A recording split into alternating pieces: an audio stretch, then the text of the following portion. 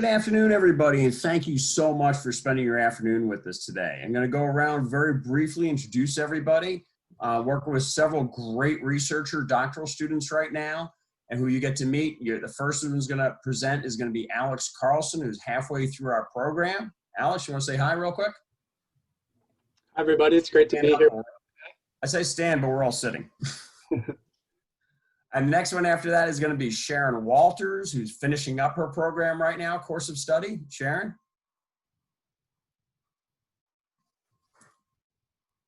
Hi, I'm glad to be here today to share our presentation with you. And then again, the last one is Jordan Stierle. Jordan, you want to say hello? Hello, everybody. Thank you for coming. All right.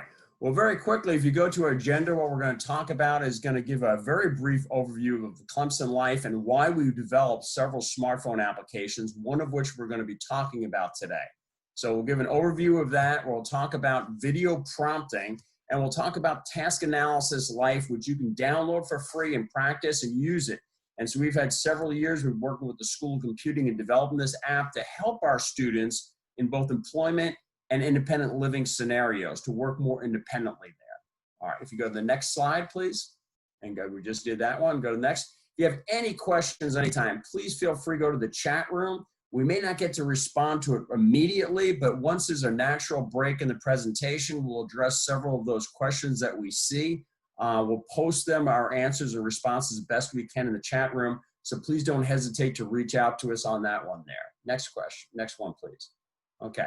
So Clemson Life, first of all, let me just give an explanation to it. You understand where we're coming from and why we've developed these types of programs. As I already said, learning is for everyone is what the program is. And we focus on two main goals, on teaching employment and independent living for young adults with intellectual disabilities. So we have about 40 students, we're growing up to about 50 here within the next several years, 50 by 2025. And the goal is, again, to teach these important skills for employment, for independent living, how to cook, how to clean, how to do things without an employment coach being right with you there. And so we reached out to the School of Computing and we said, we need to address these so we don't have as much manpower there. In other words, was what happened with a lot of our students, our employment instructor or life coaches would work with them. And then when they found something they had difficulty with, they weren't forthcoming and asking for help. And so you come back a half hour later and they basically have not go forward with the employment task that they were working on. Employers don't like that very much.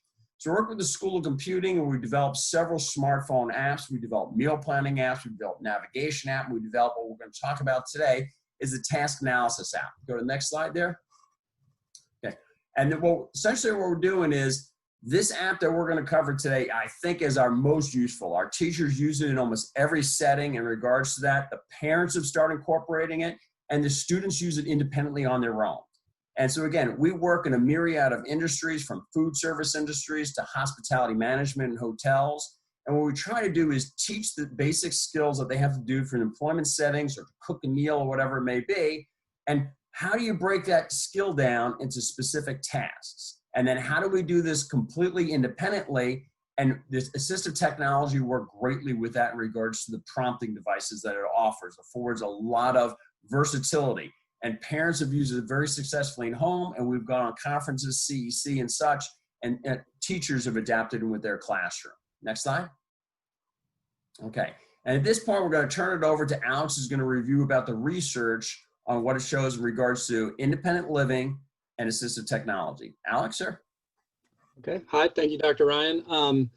So before we get into the task analysis app, it's really important to understand what the research says about independent living for individuals with intellectual disabilities. So 17.6% live in their own home or apartment, and then just over 1/3 live with a parent or a relative in a private home.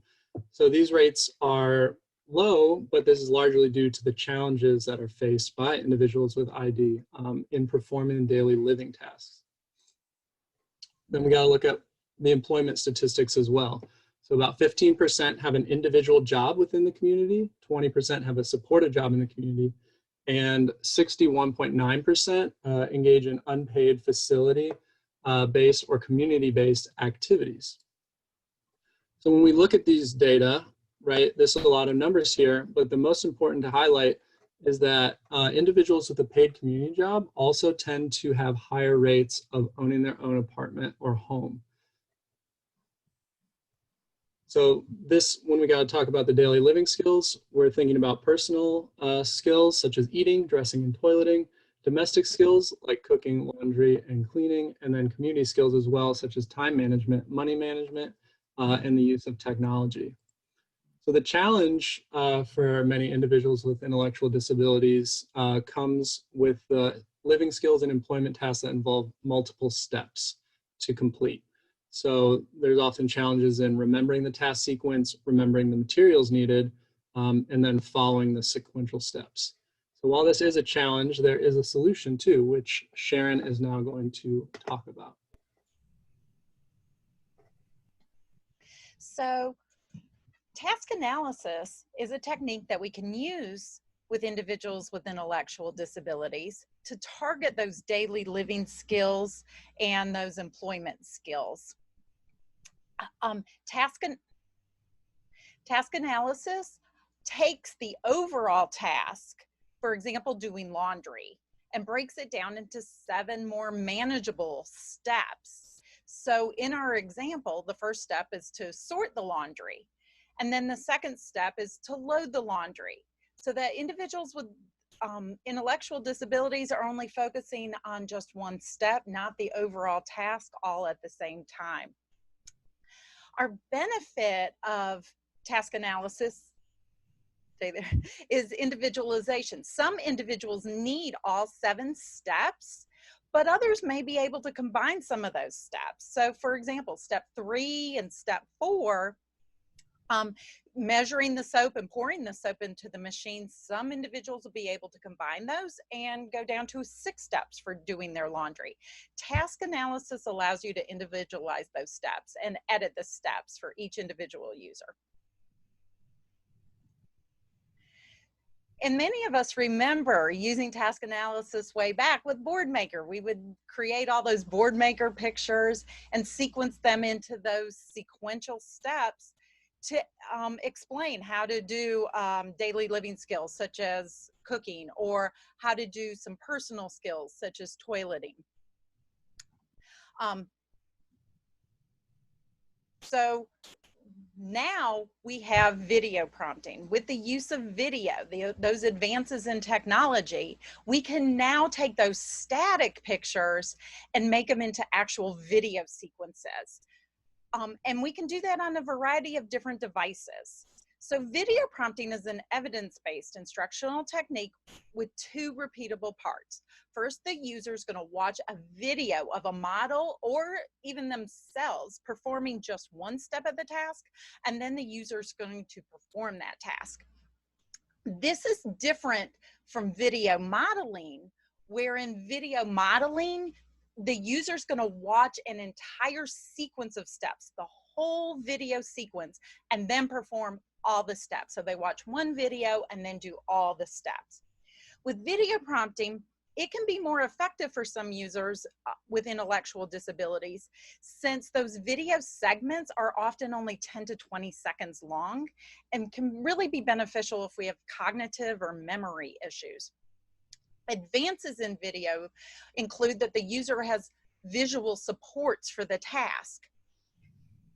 In addition to that, the prompting support continues until the task is complete and isn't limited if somebody has to step away. So when we need that one-on-one assistance, if the individual's assistant has to step away, many times the individual has to stop doing the task. So video prompting can provide that support when there's not somebody there with the individual who needs assistance. And finally, the user watches the same model with the same prompt every time. And this can be really helpful for those users who need to have that consistency, who need to hear the same prompt over and over or see that same video. Sometimes when we have different people supporting students, we use different vocabulary or do the sequence of steps in different ways, and that can be confusing for some individuals with intellectual disabilities. So here's an example of video prompting. We're going to show you 2 steps in the laundry sequence. And as we play the steps, notice how you're able to view the task and hear the narration for each step. So for the first step, the user would watch the video. Sort your laundry into light colors and dark colors. And now that that video's over, then the user would go ahead and perform that task. Then once they're done with step 1, they're going to go on to step 2. So they'll play the video. Load your laundry from your laundry basket into the washing machine. And then the user would put their laundry into the washing machine. Video prompting offers some users increased independence through the use of self-prompting. So with self-prompting, the individual uses the device themselves and manipulates it, presses play, presses stop, advances to the next step through the steps of the video prompt sequence. Users may access different features of different programs. There's different apps, different programs, different devices to play those video prompts. And those may vary from program to program, but many of them offer additional prompt supports other than just the video. Many offer text support so that those who are literate can read the step prompt. They may offer picture supports. So there may be a still image that references that video or that step in the task. And then there may be auditory supports that allow the user just to hear the step and the details of that step without viewing the video. Years ago, video prompts were viewed on a big computer like desktop or a monitor, or we would use a VCR connected to a TV. And while we were thrilled at that time with the technology, portability of those larger devices was a significant limitation. Users were stuck completing the video prompts wherever the computer or the VCR was located. So we had difficulties with using video prompting when we were washing dishes or sometimes in the bathroom or especially in the community. Today with handheld technology, we enjoy much more flexibility as we're able to take those handheld devices just about anywhere. And there are a variety of programs or apps that each offer those different features, so we can customize it for each individual user. It's also much easier to edit and create video prompts than it used to be when we were using videotapes.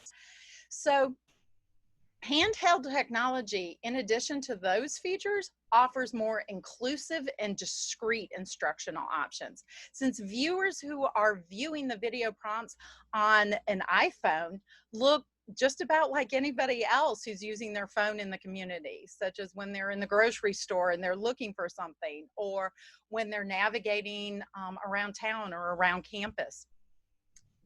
They look like many of us who are also referencing our smartphones. So video prompts can be used with many daily living skills, from cooking to household chores, cleaning, laundry, shopping. It's been used in studies in many different areas. And then, go on, in employment in many different settings. So for individuals with intellectual disabilities, we have research that shows video prompting used in pet stores and animal shelters, all the way to office settings. So a year ago, our team analyzed studies evaluating the use of video prompting on handheld tech devices for individuals with intellectual disabilities as they completed daily living skills. And our results showed that video prompting was effective for daily living skills for individuals with intellectual disabilities. But what I'd like to do right now is show you some of the findings of our study, as it may help you determine how to individualize those video prompting supports for different users. So the first thing we found was that, the studies examined video prompting. More of them used video prompting with milder intellectual disabilities, but even those users with severe and profound levels of intellectual disabilities were still could still effectively use video prompting. Go back 1 second, Alex. Self-prompting was primarily used with mild and moderate levels of intellectual disability, which really isn't surprising, as those with severe and profound need more of those supports. And so they would end up using a facilitator or a researcher to guide them through the steps, whereas more individuals with mild and moderate disabilities could manipulate the device themselves. A second finding was that more studies use smaller devices. Again, probably not surprising to us, as we know that there's more iPhones and iPods available than there are iPads, but we also found studies with tablets and even tablet computers. Users in the severe and profound range use more of the larger devices, more towards the iPads or the tablet devices. And again, that makes sense because those individuals are not using self-prompting. We're having to have two people looking and accessing the same device. And if you have two people looking at it, it's really much more helpful if you have that larger device. In addition, some of our individuals with those more severe disabilities need that larger device just for the visual clarification, because the small iPhones they're somewhat small as far as seeing those videos. Typically, video prompt sequences are used repeatedly. So the users see the same steps and hear the same prompts each time they do that task analysis. So you might provide a task analysis with video prompting to make macaroni and cheese. And maybe the user would do that and make their macaroni and cheese once a week, every week, using that same task sequence. We found some studies where the researchers would change the prompt sequence for every single session. And what we found was that it was less successful, where users, the individuals, the students, were having to navigate a brand new set of steps every single time. It was effective, it just wasn't as effective. So keep that in mind, that you'd like to go ahead and, once you create those video steps, allow your users to use them multiple times. Another finding was about the complexity of the steps. So using short, simple sentences and limiting the number of longer, complex sentences is often more effective for many users. But again, this varies depending upon the individual user. So individualize it. Sometimes you can combine those for some students, or as the student learns the skills or each of those steps, you may be able to combine steps to make the whole process shorter. So now we're going to have Alex introduce you to the navigation of Task Analysis Life app. All right, thank you, Sharon. Okay, 1 second, sorry. All righty, so now that we've thought about the research and what it informs us about, let's see how it plays out in the Task Analysis Life app. So part of this app allows you to see all the tasks. So once you're in the app, you can go to a list of the tasks by selecting all of the tasks at the bottom of the screen, as you can see where that arrow is pointing. Additionally, there's a number of features. So you can save tasks to different categories. As you can see here, school, work tasks, or office. Another really cool feature is that you can use location settings to automatically access tasks in preset locations. And then you can also change the various category names and the icons in the edit section. So when we think about the setting locations, there's a GPS feature that will auto-populate tasks based on the user's location. So for example, if your location was indicating that you're at home, it could auto-populate the tasks of brushing your teeth or making your bed. Or if it let you know you're at school, then it could populate your morning routine, the task for turning in homework, or maybe some guides for yoga class. For more information about that, you can look at the task analysis app tutorial in the clemsonlife.org/TA.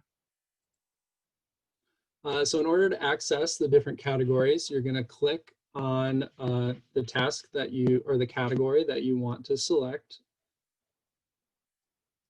And then that will take you to a list of tasks. So within this list, you'll see the picture of each task and the label for each task. And when you select the specific task that you want, it will give you the list of steps that need to be completed in order to complete that task. So once you click on that specific task, you can choose to either watch the overall video, which will play a continuous video of all of the steps you've recorded, or you can click on the step-by-step to see a list of all of the various program steps that you've included. So assuming we clicked on the step-by-step, it might look something like this. So you'll see step 1, plug in the laminator. And as you can see, there's the 4 different reference types. So the arrow is pointing at a picture prompt showing the user what that step looks like. There's also a text prompt, so plug in the laminator.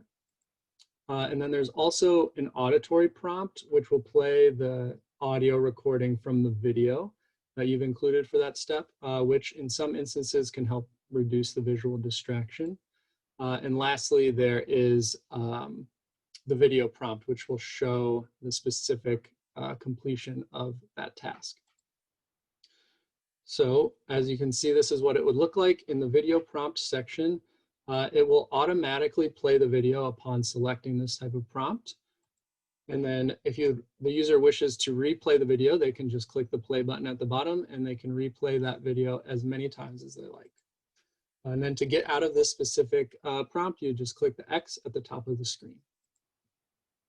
So now that we've gone through the features, Jordan is going to lead us through an interactive demonstration of the Task Analysis Life app. Thank you, Alex. Can you go on to the next slide? Okay, so because this is an interactive demonstration, I want to make sure that everyone is sort of with me as I go through the features of the app and how to add steps and create your task. So under the Participants tab on your Zoom window, there's an option to select yes.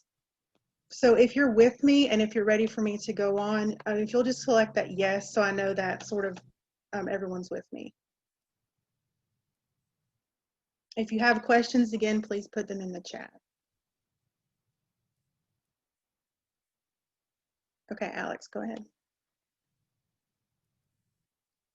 Okay, it's time to download the app. So if you have an iOS device, which is like an iPhone, an iPad, some sort of Apple device, you can go to the Apple App Store and download the app. Alex, will you go to the next one? Thank you. So in the Apple App Store, you're going to search for Task Analysis Life. You can also search for this app by Roy Pargas, typing in his name, and that'll come up under developers. Either way will get you to the app.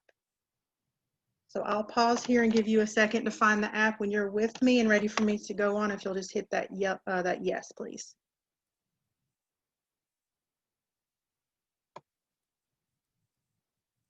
If you're having difficulty finding the app or getting access to it, just put it in the chat and we'll assist you with that as well.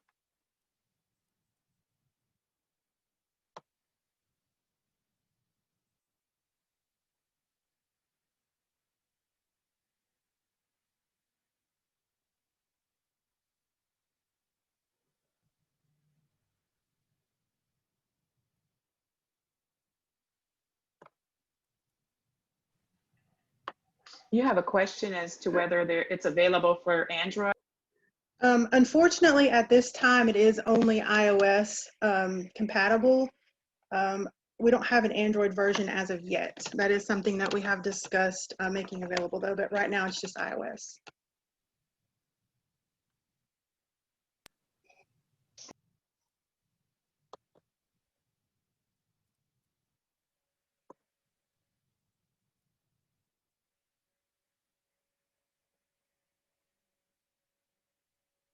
Okay, it looks like I have several yeses, so I'll go on. If you have questions, if you're having trouble, just put it in the chat.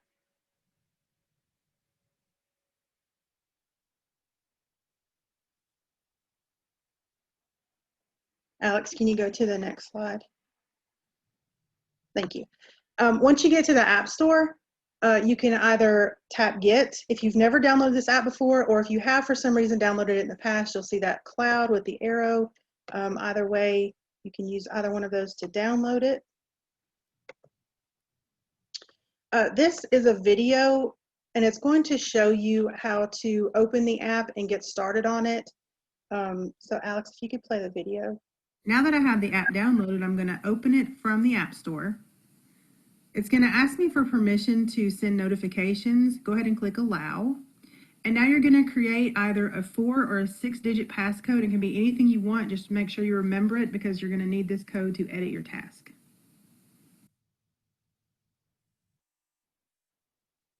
Okay, so now that I have the app downloaded, I'm going to open. Anything you do in the app is going to ask you for that passcode before you can create tasks or edit anything. So just make sure whatever you make it, you just remember it, write it down somewhere, but it can be whatever you want it to be.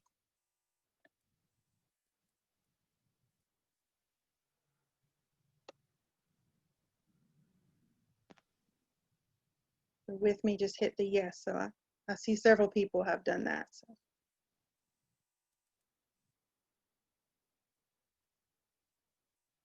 Okay, Alex, you can go on. I see a lot of yeses. Again, just whatever that passcode is, make sure you remember it. It's going to ask you to enter that code again, and this is another video clip that's going to show you some more information about location. I'm going to go ahead and enter my 4-digit passcode. It's going to ask you to enter it twice. Now it's going to ask you for permission to use your location. Make sure you allow that because it's going to use GPS to auto-populate your location for work task and home task. So one of the benefits of this app is you can set multiple locations for multiple tasks and areas. If you have issues setting the location, there are tutorials on that page that Alex talked about earlier as well to help you with the location settings.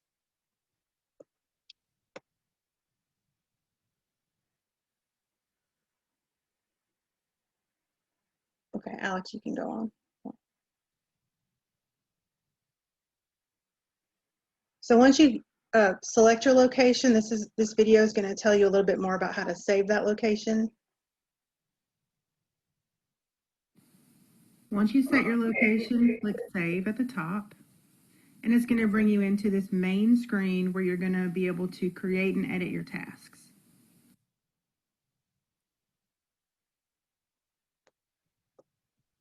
And again, if you have issues with that, you can go to the tutorial page. It has a lot of information about the location. That seems to be an issue that people have a hard time setting up sometimes. So to create your task, your task and your steps, you're going to enter that passcode that you set before, and then you're going to go down to where the arrow is pointing saying create and edit. That's how you're going to get in to make your task.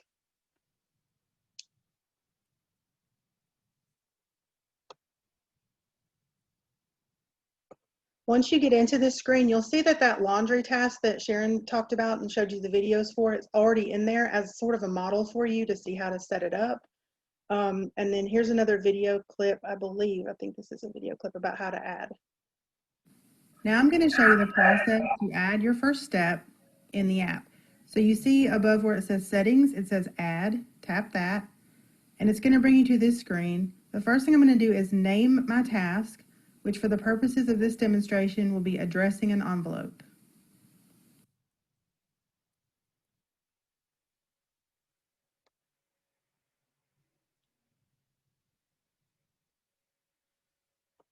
Okay, so this screen shows you what it looks like after you've named your task. I have my name in the top, I have addressing an envelope. Underneath, I have some categories. So if it's a home task, I can select that. A work task, I can select the one in the middle, or other tasks. So sometimes our students have multiple jobs, or they spend time in a location apart from their home, maybe a grandparent's house. So we can set up tasks for other locations as well.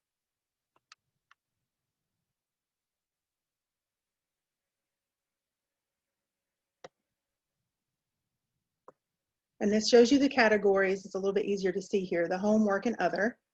And then you have some options at the bottom for taking your picture or selecting one from a camera roll, and I'll show you a little bit more about that in a second as well.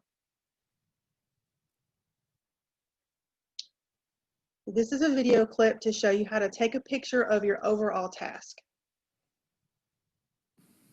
Now that I have my task named, I'm going to take a picture of what the overall task will look like when it's completed. So I have a couple options. If I do not have a picture saved, I can take one. And if I have one saved, I can use my camera roll.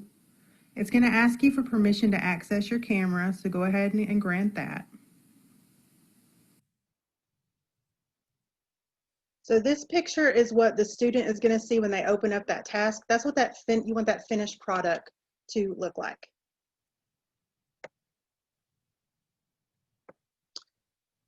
After you're done with your picture, you can use it, you can save it, you can retake it. So you have some options there if you like your picture, if you think you need to retake it.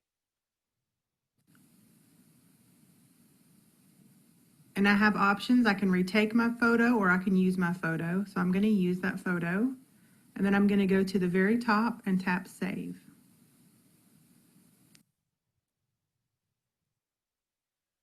This video clip is going to show you the process for adding your first step. Now I'm going to go in and tap my task, addressing an envelope. And you have some options: combine videos, add step, and share. So I'm going to add my first step. And then just tap in the box where it says click to add image, audio, or video file.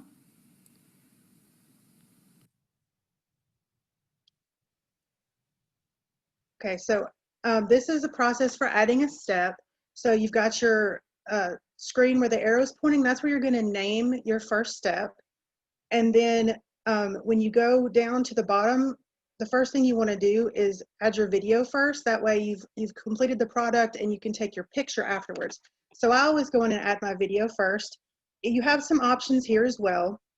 If you do not have a picture saved, or rather a video saved, you can tap what looks like the camcorder. That's going to give permission to use your phone camera, and you can go ahead and record a video within the app.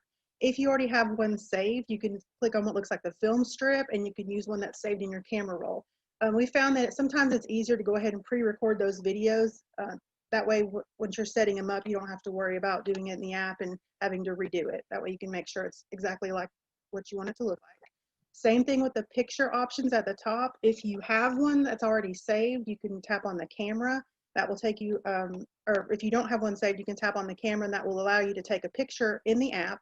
If you already have one saved, you can tap what looks like the Polaroid there, and that will take you back to your camera roll.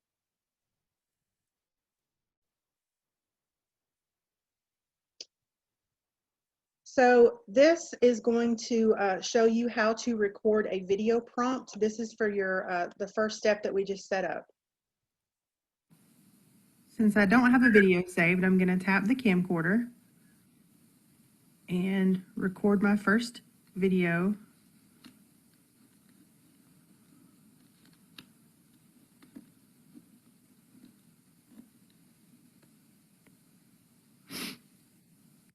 And although you don't see it on this video demonstration, normally you would want to talk at the same time and tell the student what you're doing in that video. That way they have that audible prompt as well if they need to use that.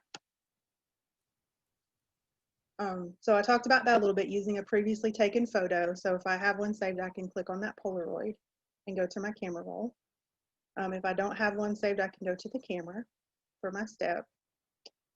Now I'm going to save my step, and then it's going to ask you if you want to confirm, if you want to save it, and then you can add some more steps after that. It's the same process for adding additional steps. And then I'm going to go to the top and tap Save. It's going to ask you if you'd like to save. Tap Yes.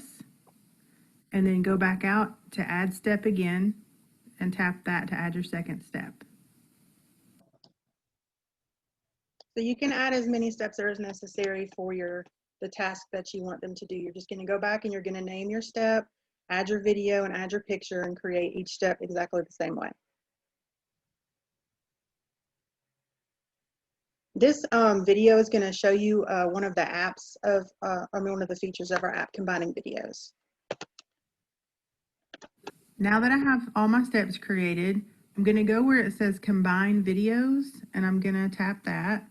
What this is going to do is it's going to combine all of your videos into one video model for your students that need that level of support.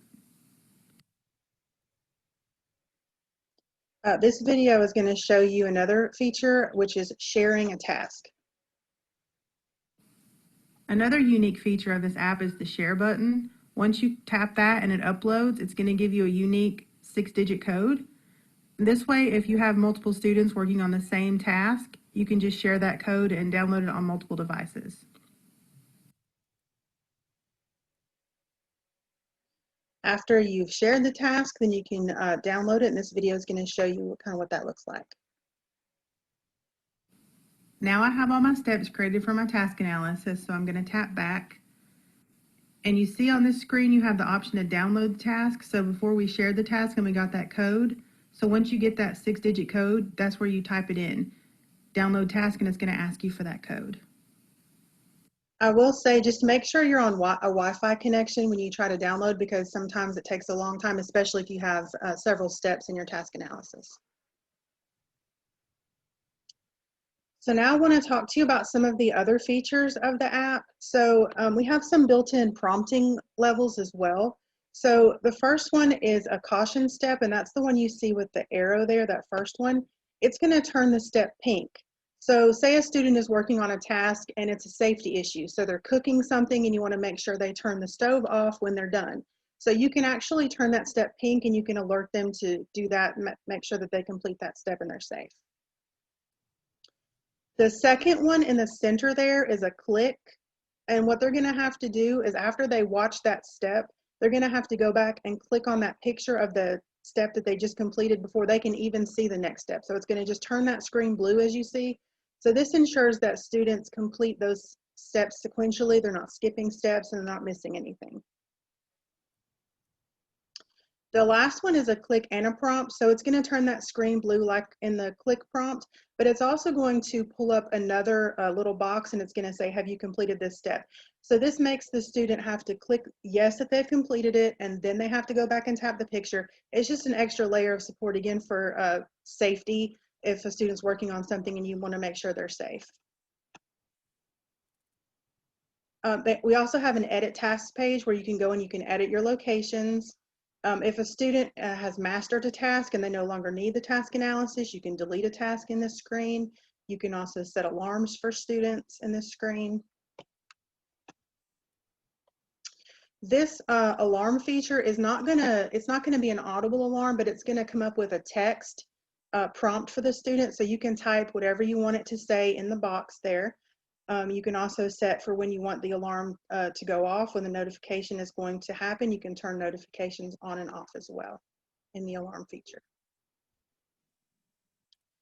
We also have a text-to-speech feature within the app. You can set the rate of speech. You can also allow caution prompts and notifications through this screen, and set snoozes for alarms. So now that I've talked to you about our task analysis app and shown you some of those features, I'd like to just briefly mention our other app, which is Meal Planner Life. This is also an iOS device that's free to use. You can find it in the App Store under Meal Planner Life. You can also search by the developer, who is Joey Costa. This allows us to customize recipes for our students. We can set it up by their preferences. So say a student is on a gluten-free diet or a vegetarian, we can set up individual meals that they would prefer to eat on their individual device. So they're not going to see a bunch of foods that are going to confuse them or get them off track with their diet. They're only going to see what they have specified that they would like to eat. We can also set allergy information and make sure that students don't consume foods or buy foods that are going to harm them as well. This app also has a text-to-speech feature as well. So this is what the Meal Planner app looks like. We can go in and we can add ingredients to their meal planner, and we can create meals for the students as well, based on their preferences, again, and their dietary restrictions. This is what the inventory looks like. So we had an issue where students would go to the store and they would buy multiple loaves of bread or multiple cartons of eggs, and food was just going bad in their apartment. But this allows them to take inventory of their pantry based on the meals they have selected for that week. And it allows them to see how much food they already have in their apartment. So as you see on here, it's by colors. So if the gauge is completely green, that means they already have that ingredient. That ingredient is not going to show up in their shopping list. They already have a full container of whatever it is. They don't need it. If it's completely empty, it's going to prompt them to buy that item. So that cuts down on the food waste and just buying things that they don't necessarily need. So that's been a big help with our students. Again, if you need help with either one of these apps, we have tutorial websites for both. Just make sure that the last two letters are in caps. So for the task analysis, it will be TA, and for the meal planner, it will be MP. You can also leave feedback about this presentation or about usage of the app or anything else you'd like at the website below. Also, you can feel free to reach out and contact any of us if you have questions. We would be happy to assist you.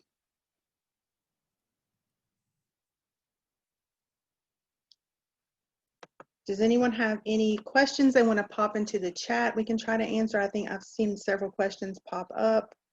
Yeah, a common one is, you know, can we have a database of common tasks? And the challenge with that is everything's different. Like even the one that we have for the washing machine, you know, there's 15 variants of washing machines out there, and you can't create one for every different device, whether it be toast, you know, cooking, every stove is a little bit different. So that is a challenge there.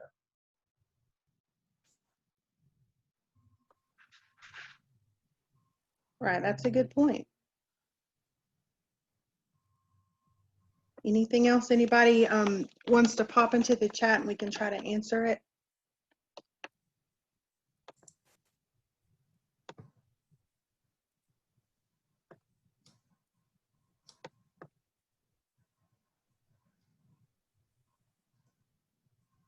All right, well, we found both of these apps very useful for our students. I hope that you download both of them and use them. And I really appreciate you all attending our presentation.